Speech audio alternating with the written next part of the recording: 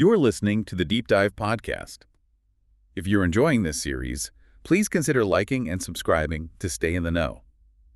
So, have you heard about this whole Blue Sky thing? It's been blowing up lately, even topping the app charts. We're seeing tons of people, even big-name celebrities, ditching X, that's what they're calling Twitter these days, and heading over to Blue Sky. What's the deal with this sudden shift? It's definitely a fascinating development. What we're seeing is a surge of interest in decentralized social media, and Blue Sky seems to be at the forefront of this movement. It's gained millions of users in a very short time, surpassing even Meta's Threads platform in some areas. Decentralized social media. That sounds pretty techy. Can you break that down for me? What's the big appeal here? Think of it this way. With traditional platforms like X, a single company controls everything. They set the rules, they control the algorithms, and they own your data.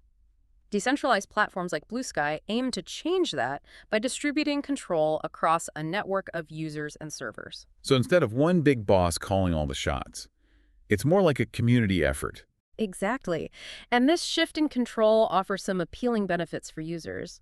For one, it allows for greater customization. With Blue Sky, you can choose your own server, which is kind of like choosing your own online neighborhood. Each server can have its own rules and moderation policies, giving users more control over their experience. So if I'm tired of the constant negativity and drama on some platforms, I could potentially join a server with stricter moderation policies. That's the idea. It allows for a more tailored experience. Another big draw is data portability. On Blue Sky, you can easily move your data between different servers on the network. It's like having a universal passport for your online identity, giving you more ownership over your information. That sounds pretty cool. But I'm curious, why are so many people making the jump from X specifically? Is it just about this decentralized thing, or is there more to it? Well, there are definitely some other factors at play, and Elon Musk's actions and statements as the owner of X seem to be a driving force behind this exodus. Ah, yes, Elon Musk. Oh. Always a headline grabber. What's he been up to that's rubbing people the wrong way? Many users are expressing dissatisfaction with his political stances and the way he uses the platform. His endorsements, particularly for Donald Trump, and his comments about a woke mind virus seem to have alienated a segment of users who feel his personal views are influencing the platform's direction. So some people feel like their online space is becoming too intertwined with his personal politics. Precisely. And it's not just his political views. His online behavior, particularly his tendency to make serious accusations without providing evidence, has also fueled distrust among some users. Remember the whole pedosky comment he made about Blue Sky? Oh, yeah, I remember that. Wasn't that related to the controversy surrounding the Thai cave rescue? It's similar in that it involves him making a serious accusation without substantial evidence. This pattern of behavior is concerning to some users, who see it as irresponsible and potentially damaging. It sounds like Musk's actions are creating a kind of push factor, driving people away from X, while Blue Sky's features are pulling them in with the promise of a different kind of social media experience. That's a great way to put it. It's a combination of push and pull factors creating this current wave of migration. This whole situation is really making me think about the power dynamics in social media. It's interesting how a single person's actions can have such a ripple effect on a platform and influence how people choose to connect online. It certainly highlights the need for more user control and autonomy in the digital space. And that's precisely what decentralized platforms like Blue Sky are aiming to provide. This is getting really interesting. So we've got this exodus from X, fueled in part by dissatisfaction with Musk's influence, and this pull towards Blue Sky with its promise of a more decentralized and user-centric experience. Exactly. And this shift raises some really important questions about the future of social media. Is this just a temporary trend? Or are we witnessing a fundamental shift in how we interact online? Can decentralized platforms like Blue Sky truly challenge the dominance of the established giants? Those are some big questions. And we'll dive deeper into those questions in the next part of this deep dive. But before we go, I'm curious to hear your thoughts. What are your initial impressions of this whole Blue Sky phenomenon? I'm particularly interested in exploring the potential impact of decentralized social media on content moderation and the spread of information. It's a complex issue with no easy answers. So we've established there's a lot of buzz around Blue Sky and this whole idea of decentralized social media. It definitely seems like people are craving more control over their online experience, but I have to admit I'm a little skeptical. Can a decentralized platform really deliver on all these promises? What about the technical challenges? That's a fair question. Decentralization introduces a whole new set of complexities. One of the biggest challenges is ensuring a consistent and reliable experience across a network of independent servers. What happens if one server goes down? Or if there are disagreements about moderation policies between different servers? Yeah, that's what I'm wondering. It sounds like a recipe for chaos. It's definitely a concern. And it's something that developers of decentralized platforms are actively working to address. They're developing robust protocols and governance mechanisms to ensure stability and interoperability across the network. So it's not just a free-for-all. There are still rules and guidelines in place. Absolutely. Decentralization doesn't mean a complete lack of structure or accountability. It's more about distributing control and giving users more choice and agency. Okay, that makes sense. But what about moderation? That's a huge issue on social media these days. Can a decentralized platform effectively combat hate speech, misinformation, and other forms of harmful content? That's one of the most challenging aspects of decentralized moderation. Traditional platforms rely on centralized teams and AI algorithms to monitor and remove content that violates their policies. In a decentralized system, moderation becomes more distributed. So who's responsible for keeping things clean? It's a combination of factors. Individual servers can set their own moderation policies and rely on community-based approaches, where users flag content they deem inappropriate. There's also ongoing research into developing decentralized moderation tools that can be used across the network. It sounds like finding the right balance between user autonomy and community safety is going to be key. Precisely. And it's not just about content moderation. There are also concerns about data security and privacy.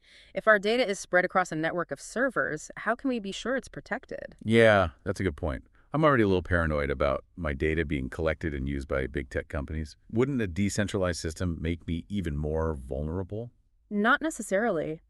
Decentralized platforms often employ encryption and other security measures to safeguard user data. And because you have more control over your data, you can choose which servers you trust and how your information is used. So it's about putting the power back in the hands of the users. Exactly. It's about giving you more agency over your digital identity and your online experience. Okay, I'm starting to see the appeal. But let's be realistic. Mm-hmm. Can a decentralized platform like BlueSky really compete with the giants like X and Meta? They have massive resources and established user bases. It's definitely a David versus Goliath situation. But remember, the internet itself was once a decentralized network that challenged the status quo. Decentralized platforms have the potential to disrupt the current social media landscape by offering something fundamentally different. So it's not just about offering a slightly better version of Twitter or Facebook. It's about creating a whole new way of connecting and interacting online. That's the vision. And while it's still early days, the growing interest in platforms like BlueSky suggests that there's a real appetite for change. This whole conversation is making me think about the bigger picture. What are the broader implications of this decentralized movement? Could it change the way we think about online communities and the power dynamics of the internet? It certainly has the potential to do so. Decentralization challenges the notion of centralized control and ownership. It promotes the idea of a more open and democratic internet where users have more say in how things are run. That's a pretty radical idea. Yeah. But how would that actually play out in practice?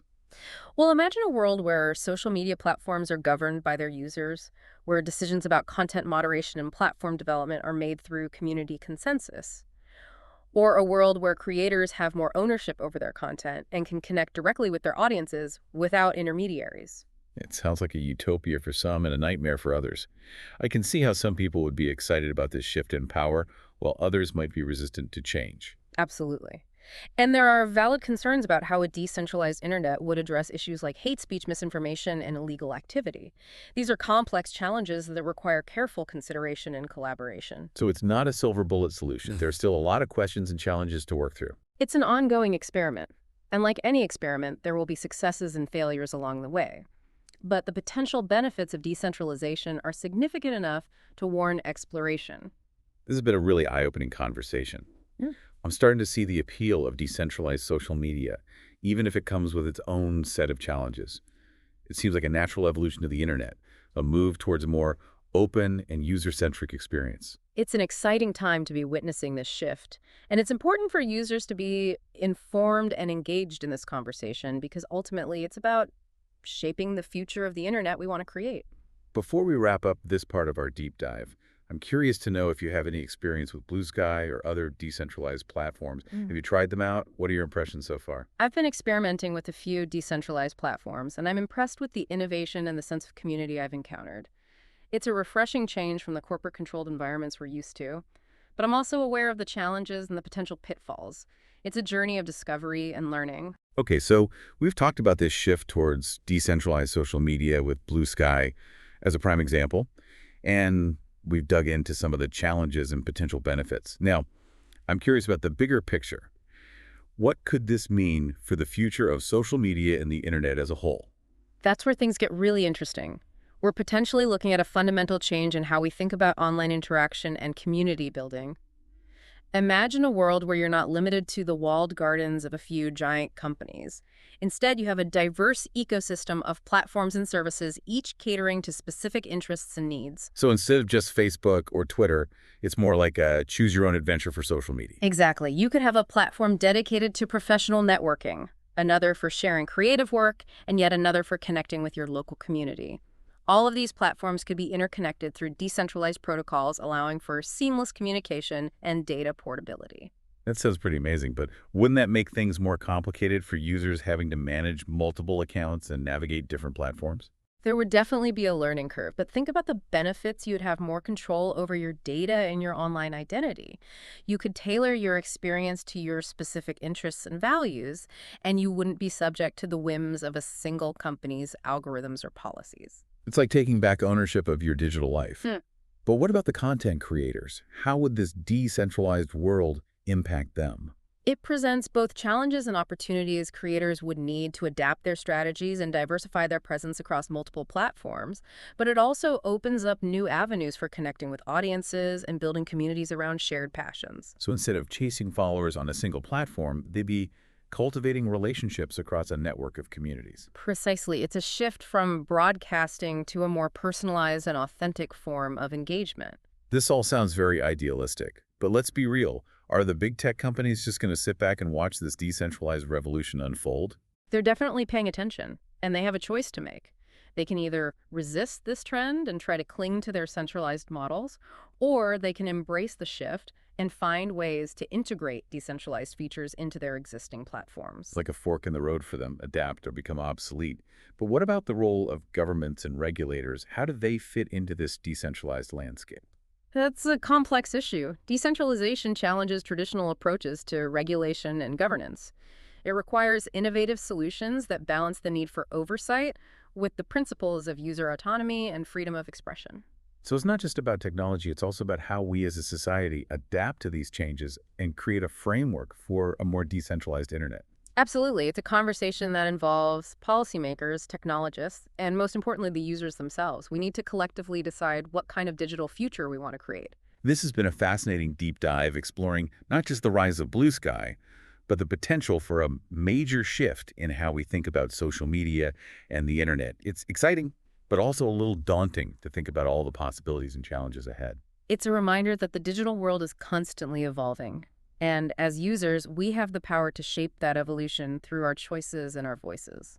So what can our listeners do to stay informed and engaged in this conversation? Explore different platforms, experiment with decentralized technologies, and engage in thoughtful discussions about the future of the internet. The more informed and engaged we are as users, the better equipped we'll be to navigate this changing landscape. This has been an incredibly thought-provoking discussion. Thank you for joining us on this deep dive into the world of decentralized social media. It's been a pleasure sharing these insights with you. And for our listeners, we'd love to hear your thoughts on this topic. What excites you about the potential of decentralized social media? What concerns you? Head over to the comments section and share your perspectives. Let's continue this conversation together. I look forward to reading your insights. Until next time, keep diving deep, keep exploring, and keep questioning. This is The Deep Dive, signing off.